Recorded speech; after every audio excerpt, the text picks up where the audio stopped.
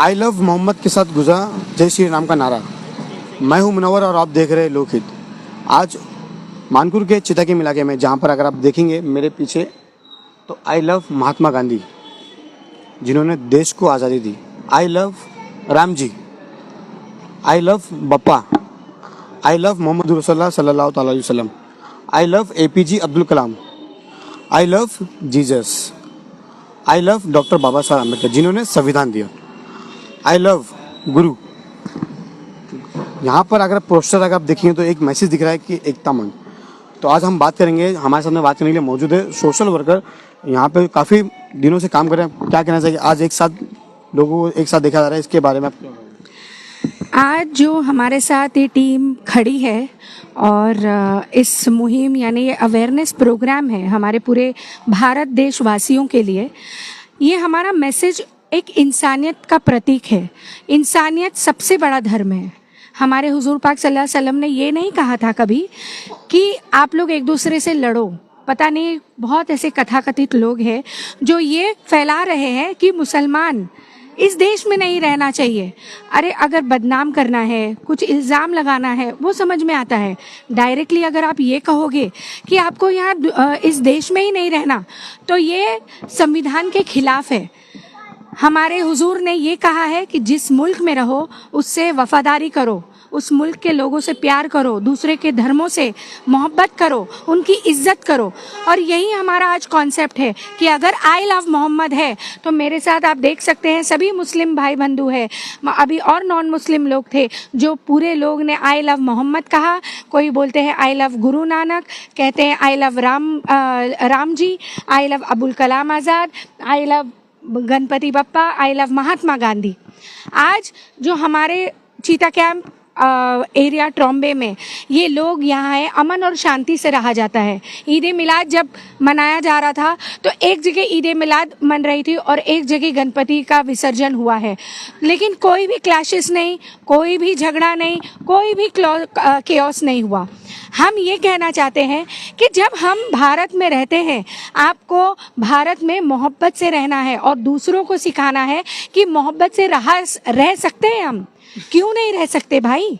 अगर हमने यहाँ जन्मा है, मुसलमान सिर्फ हिंदू या मुसलमान का नहीं है। यहाँ जितने भी जाति के प्रचार है, जितने भी प्रकार है, आप सभी लोग भारत देश के वासी है। आपका पूरा हक है इस भारत में रहना।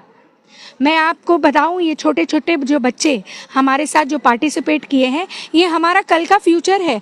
क्या हम बड़े नागरिक होकर हमारे छोटे बींज को क्या मैसेज देना चाहते हैं कि आप ऐसे नफरत से जियो? संविधान लिखने वाला इंसान चला गया, लेकिन बहुत लोग संविधान को मान रहे और रह रहे। संविधान में बदलाव लाने का हक किसी का नहीं है। संविधान जो बना है बस संविधान के हिसाब से चला जाएगा। कल का, आज का जो बच्चा है वो कल का फ्यूचर है। उस फ्यूचर के बच्चे को हम पूरे लोग ये कोशिश करें कि उसके दिमाग में सिर्फ मोहब्बत डालें, क्योंकि मोहब्बत से ही ये देश चलेगा। अगर आपने नफरत फैलाया तो ये देश का विकास कभी नहीं हो सकता। क्या तो लगता है कि एक ही मतलब समुदाय को जो टारगेट किया जा रहा है, एक ही समुदाय को अगर टारगेट किया जा रहा होगा तो मैं तो कहूँगी कि ये लोग राजनीतिक और अपने विचारधाराओं को सही साबित करने के लिए, और ये कथाकथित लोग जो भी हैं सिर्फ अपने फ़ायदे के लिए ये काम करते हैं। और इन लोगों को किसी के फ्यूचर, किसी की ज़िंदगी, किसी के इमोशन से कोई मतलब नहीं होता। ये लोग साइकोलॉजिकल पागल लोग होते हैं। अच्छा, आपने आई लव बप्पा का बोर्ड पकड़ा है, क्या कहेंगे इस बारे?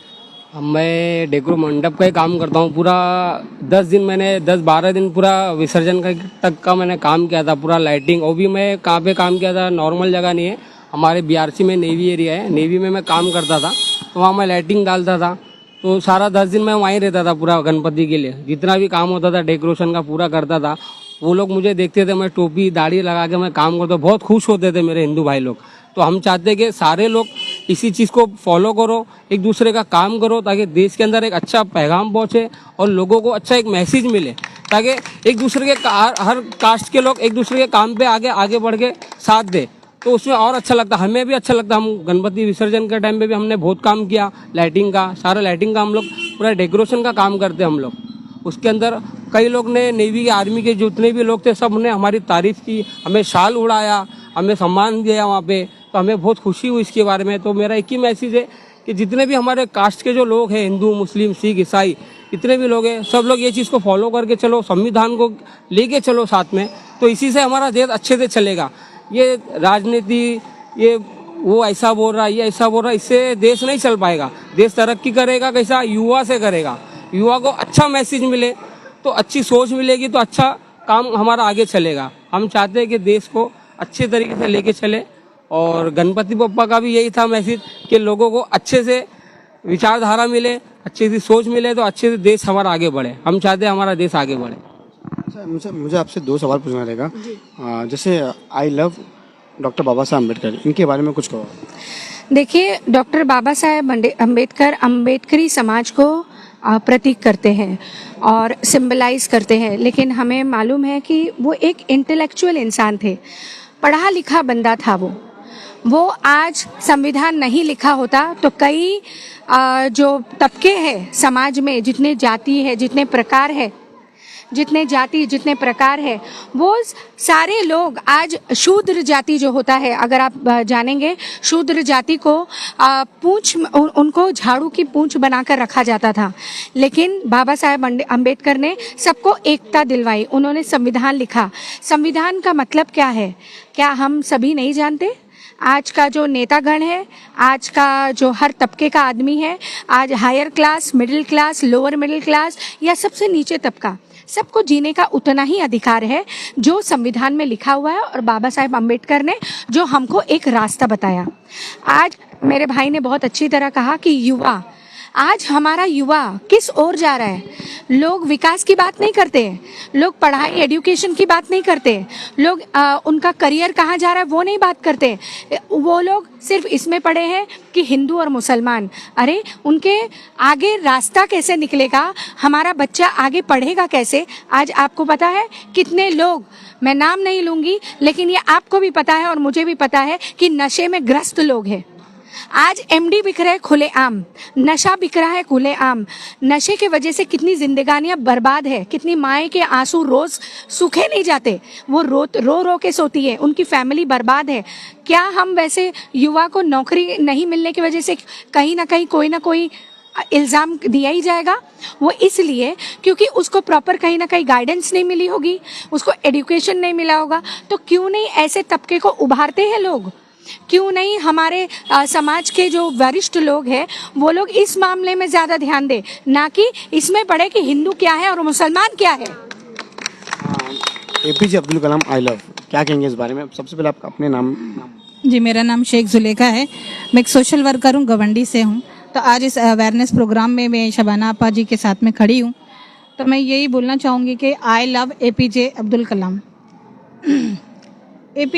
हम इनकी ये किसी तारीफ के मोहताज नहीं है, सबको पता है, पूरा इंडिया जानता है, पूरा मुल्क जानता है कि एपीजे अब्दुल कलाम जो हमारे इंडिया के मिसाइल मैन के नाम से भी जाने जाते हैं, और भारत रत्न भी उनको मिला है, भारत रत्न से भी उनको नवाजा गया है, और वो मिसाइल मैन है। उनकी वजह से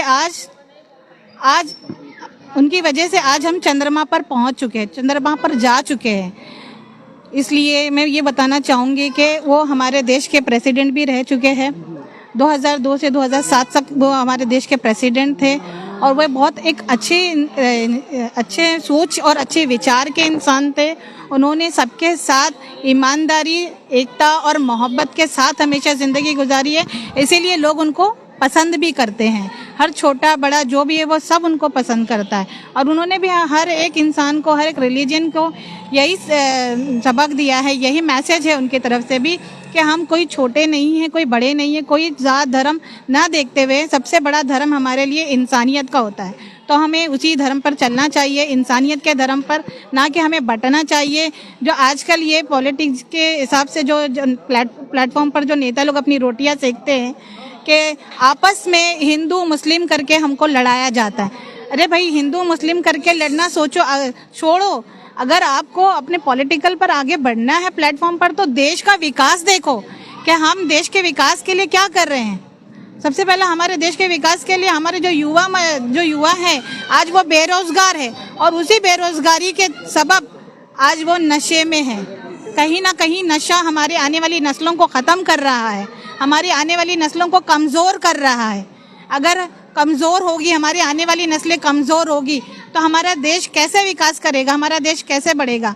हमारे जो हमारी बेटियां हैं, बहनें हैं, उनको सक्षम बनाया जाए, उनको इस काबिल बनाया जाएगा। इसीलिए एजुकेशन की बहुत ज़रूरत है और सबसे ज़्यादा हॉस्पिटल्स की ज़रूरत है। तो कुछ ऐसे जो मुद्दे हैं उस पर ज़्यादा ध्यान देना चाहिए पॉलिटिकल लीडरों को, ना कि हिंदू मुस्लिम करा के आपस में लड़ाना चाहिए और एक दूसरे के दिलों में नफ़रत नहीं पैदा करना चाहिए। हम हिंदुस्तानी हैं, हम एक साथ मिलकर रहते हैं। ये तो सिर्फ कुछ लोग ऐसा करने की वजह से लोग बटे हुए जो इनका ब्रेन वॉश किया जाता है, बाकी हमारे अंदर कोई नफ़रत नहीं है किसी के लिए। हम सब मिलकर रहना चाहते हैं और सब हम मिलकर रहते हैं माशाल्लाह। और मैं एक ही 2 लाइन बोलना चाहूँगी कि आई लव मोहम्मद सल्लल्लाहु ताला अलैहि वसल्लम, की वफ़ा तूने मोहम्मद से तो हम तेरे हैं, की वफ़ा मोहम्मद से तो हम तेरे हैं, ये जहाँ क्या चीज़ है लोहो कलम तेरे है। हम एक इमाम साहब हैं, हम उनसे बात करेंगे। क्या लगता है जिस तरह से जो गलत कदम उठा लेते इस नाम को लेकर, क्या देखिए ये बात कह रहा हूँ कि हमारे आका सरकार सल्लल्लाहु अलैहि वसल्लम ने जो भी दुनिया के लिए पैगाम लेकर आए वो पूरी दुनिया के हर आदमी के लिए बेहतर है। पूरी दुनिया के हर लोगों के लिए, क्या हिंदू हो मुस्लिम हो, हर लोगों के लिए उन्होंने अच्छाई बयान किया, अच्छा कहा।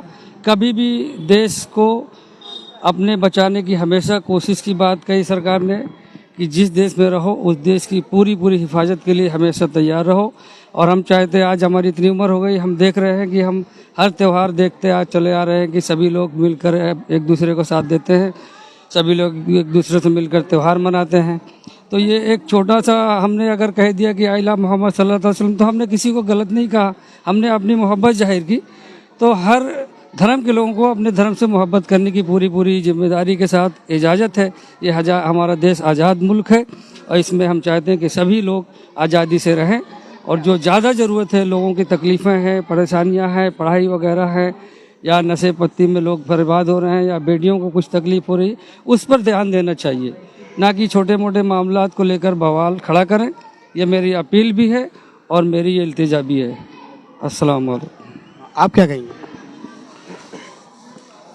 अस्सलाम वालेकुम वरहमतुल्लाहि वबरकातुहू। मैं यही कहना चाहूँगा कि देखिए हमारे नबी पाक सल्लल्लाहु अलैहि वसल्लम की शान में जो लोग गुस्ताखी करना चाहते हैं, हम उनसे यही कहना चाहेंगे, हमारे नबी ने हमारे को एक तालीम दी है कि हुब्बुल वतनी, यानी हुब्बुल वतन का मतलब ये है कि आप जिस जगह में रहते हो, जिस मिट्टी के साथ रहते हो, उस मिट्टी के साथ में आपको जो है वफादारी करना, ये सबसे बड़ा पैगाम है। हम हिंदुस्तान में रहते हैं, इसका मतलब नहीं कि अरब देश से इस्लाम आया तो हम इस्लाम अरब देश की मानेंगे। हमारे सारे फ़राइज़, हमारी जान माल इस मिट्टी की खातिर है।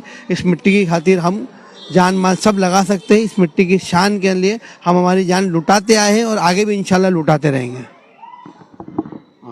देखा आपने किस तरह से जो है आज जो है जो नेता जो हिंदू मुस्लिम को लड़ाने की जो साजिश की जाती है, आज वो है उनके मुंह पर जो है तमाचा है। जिस तरह से यहाँ पे आप देखेंगे तो I love Guru, I love doctor Baba Saheb Ambedkar, I love APJ Abdul Kalam, I love Muhammad, I love Jesus, I love Ram ji, I love Bappa, I love Mahatma Gandhi. यह सारे उन लोगों पर तमाचा है जिस तरह से आज यहाँ पर एकता देखने को मिली। ऐसे ही तमाम किस्सा हमारे सामने बने रहे। लोग किस्से मुनव्वर शेख।